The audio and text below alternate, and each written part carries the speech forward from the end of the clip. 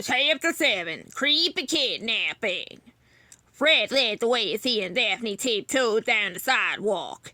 The old boards squeaked under each step. They snuck past the general store toward the street corner.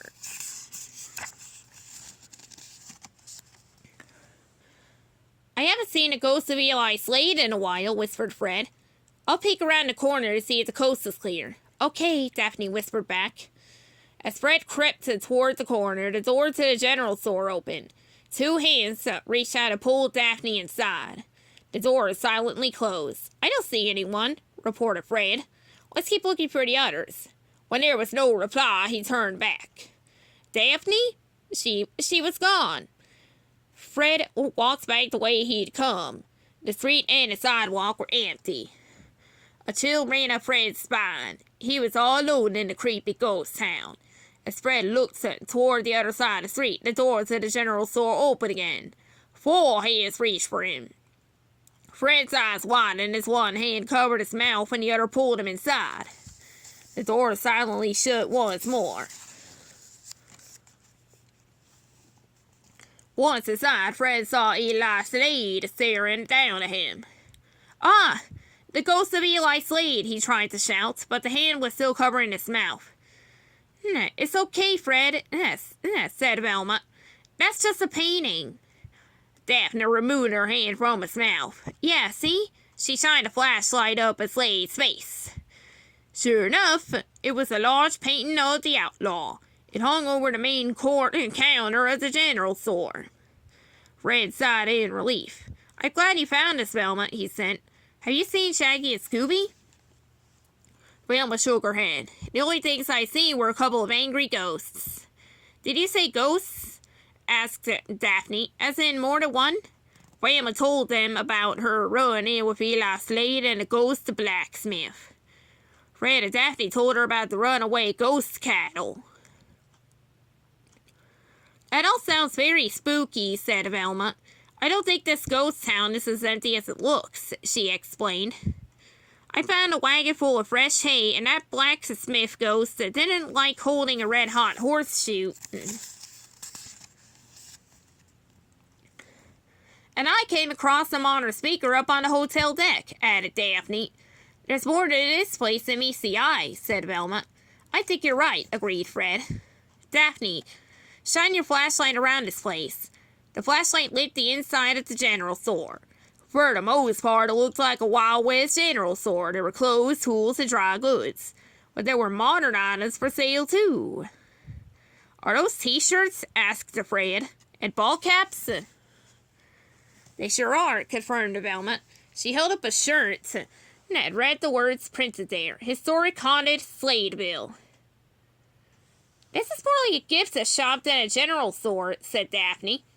I think I know what's going on, said Fred. Let's find Shaggy and Scooby and get to the bottom of this.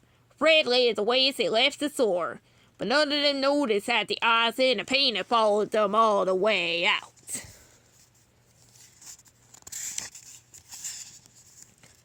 Chapter 8, Ghostly Game. At the edge of town, two wood barrels wobbled down the street. Four paws poked out of the bottom of the first barrel. Hands and feet poked out of the second barrel. I gotta hand it to you, Scoob, said Shaggy from under the second barrel. You picked a great hiding place. Rah, agreed Scooby from under the first barrel. He peeked out through a hole to lead the way. We'll sneak our way back to the mystery machine, said Shaggy, and that ghost will be none the wiser. The two barrels crept right past the ghost of Eli Slade. The outlaw lifted the second barrel. Shaggy kept crawling along for a moment. Then he stopped and looked up at the outlaw. Oh boy, said Shaggy. This is embarrassing.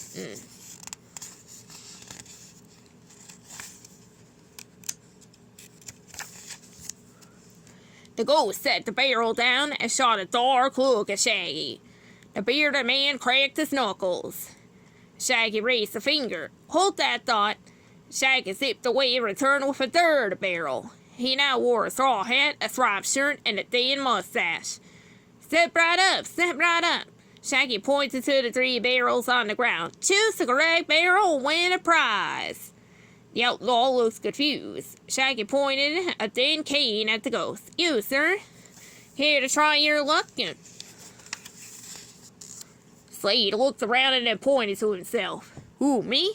Yes, sir. Of course you, sir, replied Shaggy. All you have to do is find the dog and win a prize. Shaggy lifted one of the barrels to show Scooby-Doo. The dog gave a cheerful wave. Shaggy lowered the barrel. He began moving the barrels back and forth to try and confuse the outlaw. Round and round he goes. Where he stops, only Scooby-Doo knows, shouted Shaggy. Shaggy stopped shuffling the barrels. Okay, sir, try your luck. The outlaw nervously looked from one barrel to the other. Finally, he chose the barrel on the right. He picked it up, but Scooby wasn't there. Oh, bad luck, sir, said Shaggy. Try again. This time the outlaw lifted the barrel on the left. Scooby wasn't under there either. At least just one more, said Shaggy. The ghost excitedly lifted the middle barrel off the ground. He held it high over his head. The outlaw's eyes widened when the dog wasn't under that one either.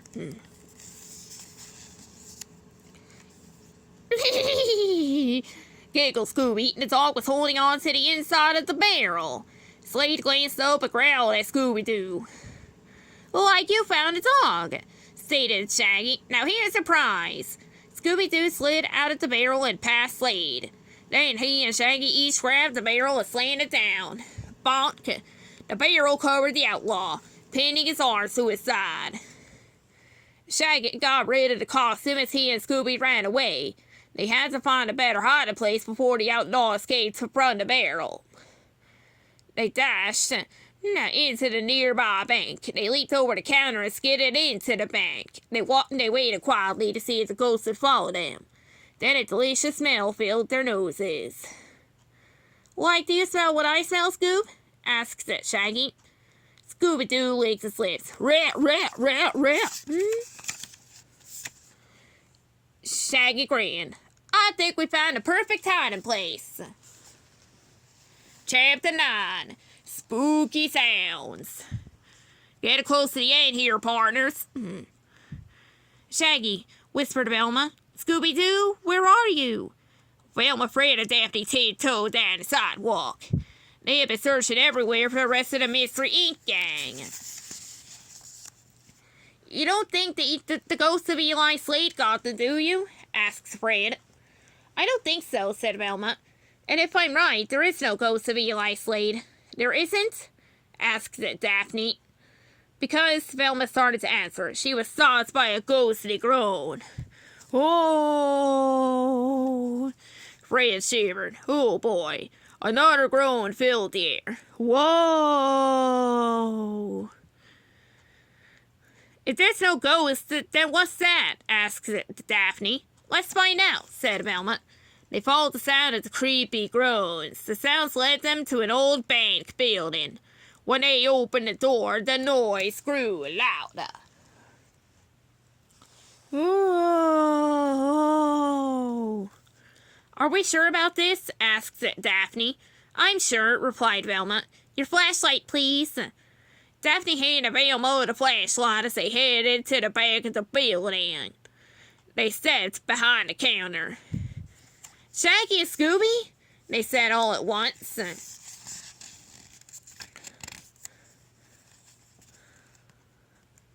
The two lay on the floor with empty candy wrappers, popcorn buckets, and cotton candy bags. They rubbed their full stomachs as they groaned. Shaggy looked up. Oh, hey, gang. He let out a small burp. You can stop looking for a place to eat now. Scooby rubbed his belly and giggled. Russet popcorn. Where did he get all this food? asked Daphne. Like it was right here in the bank, replied Shaggy. I guess for safekeeping. It didn't keep it very safe, said Fred. All this modern food in a Wild West town? asked Velma. It's the final clue to the mystery. She turned to head for the door. Let's solve this case, and I know just where to start. Fred and Daphne followed Velma out of the bank. Shaggy and Scooby-Doo slowly followed.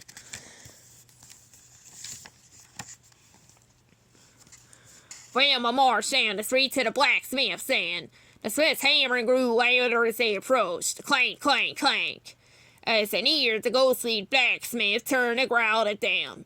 He raised his hammer high above his head. Zoinks, said Shaggy. He leaped into Scooby-Doo's arms.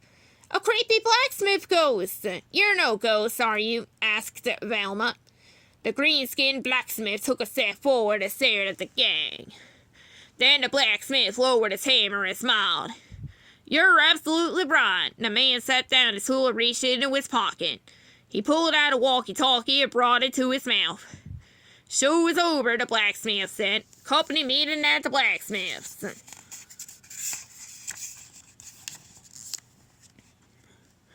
The Mystery Inc. gang looked around. People exited buildings all over town. Some were dressed in ghostly western costumes, but many wore regular clothes. Soon, the people of Sladeville surrounded the gang. So, what did you think? Asked the blacksmith. Oh, Hank, said a ghostly woman in a long dress. They didn't even make it to my haunted dresses shop. She pulled out a cloth and wiped her glowing green face. The glow-in-the-dark makeup came off. A man dressed as a ghostly miner stepped up. He pointed at Shaggy and Scooby. I know that these two got to go on the mine shaft roller coaster. Shaggy clutched his stomach. Let's just say I'm glad I ate after that crazy ride. So this is all in the amusement park? Asked Daphne. What about the ghost cattle? Asked Fred. And the people in the dance hall? Those would be holograms, replied Hank the blacksmith. They look real, but they're more like 3D movies than anything else. Hank grinned at the gang. So, do you have any suggestions for us? Why would we have suggestions? Asked Velma. Hank frowned. Aren't you the amusement park experts we were expecting? No, we're not, replied Fred. We were just passing through town. The Sladeville workers groaned with disappointment. Daphne looked at all the sad faces.